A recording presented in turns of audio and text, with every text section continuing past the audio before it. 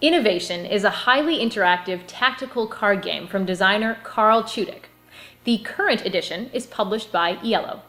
In Innovation, players are the leaders of vast civilizations who use their technological and cultural developments to dominate their opponents. It supports from 2 to 4 players and lasts around an hour and a half.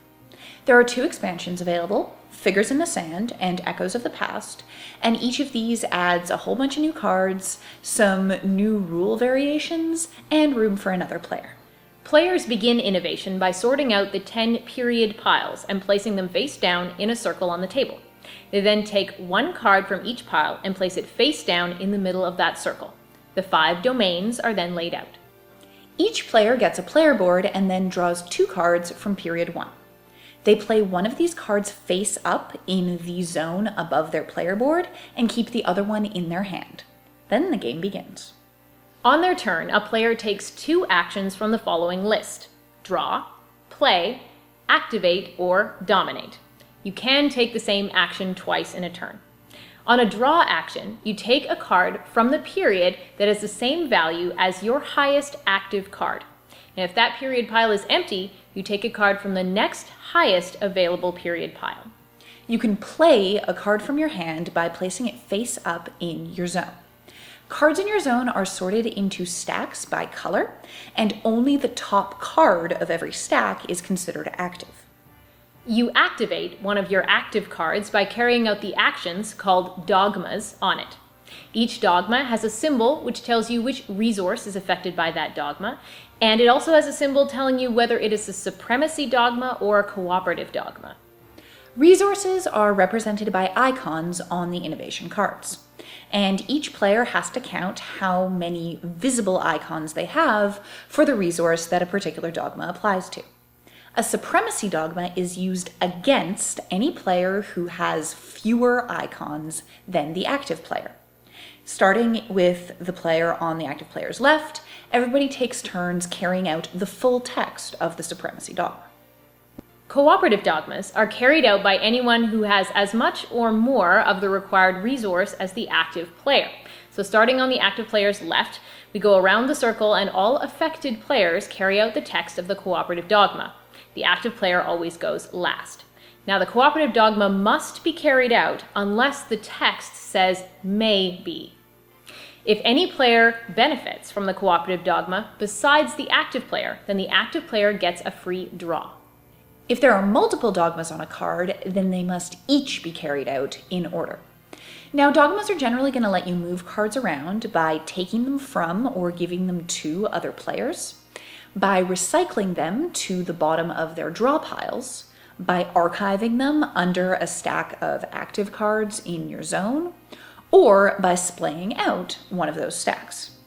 Now, when you're splaying your cards, the top card moves in the direction that the dogma indicates until the icons of the card below it are visible, and then you continue this through the stack. If a dogma lets you score a card, you turn that card face down and place it under the influence area of your board so that its value is visible. Influence lets you perform the final action, dominate.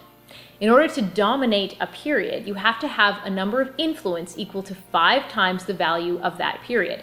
You also have to have an active card of a value equal to or greater than the period you're trying to dominate. When you dominate a period, you take its corresponding card from the middle of the table and place it face down under the domination side of your player board. To dominate a domain, you either fulfill the requirements that are listed on its domain card, or you can use a dogma on the corresponding influence card. And dominating a domain does not use an action. There are 3 ways to win a game of Innovation. You can get 4, 5, or 6 dominations, dependent on the number of players. You can also win by fulfilling a dogma on an Innovation card that lets you win.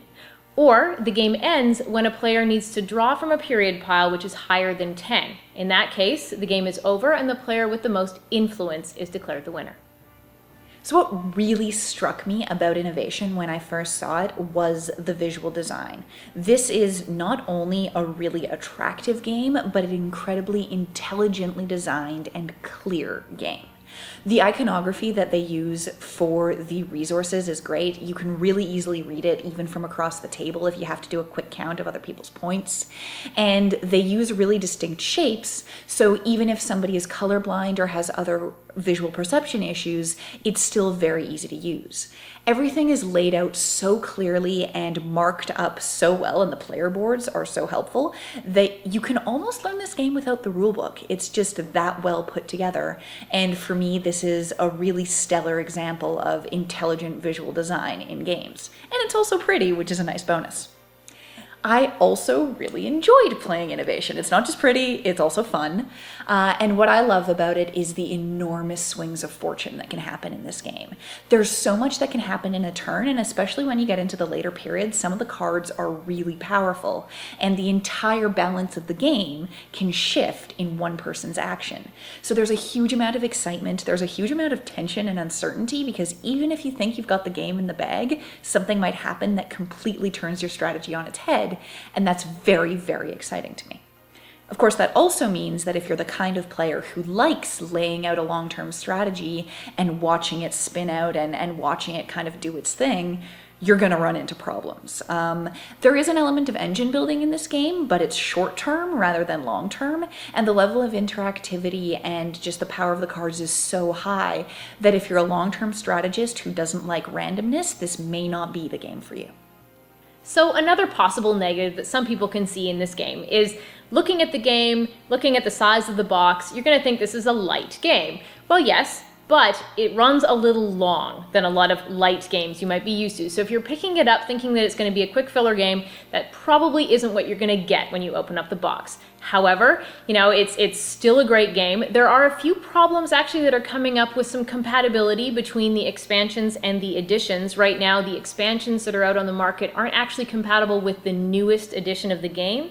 They're compatible with the older edition of the game. So just make sure that you keep that in mind if you're purchasing this game and you're getting some expansions for it. There are some newer expansions for the newer version coming out soon. Like Kaja, I really like this game too. I think it's great. It's really interesting. It's really cool to look at. It's very nerdy. I really like the historical and the scientific bits and pieces. There's a lot of really neat detail in this game. It's also got a lot of complexity. So you're going to be playing different cards. The way they interact with each other gives you a lot of complexity in this game, a lot of replayability, and there is a fantastic amount of interactivity. So very little downtime. You're going to be working on everybody's turn. Everybody's turn is going to affect you, and what you do is going to affect them, and it's a really nice group party game in that way. I think Innovation is a fantastic game, and I'm so glad that they came out with this new edition. It looks beautiful. Totally check it out.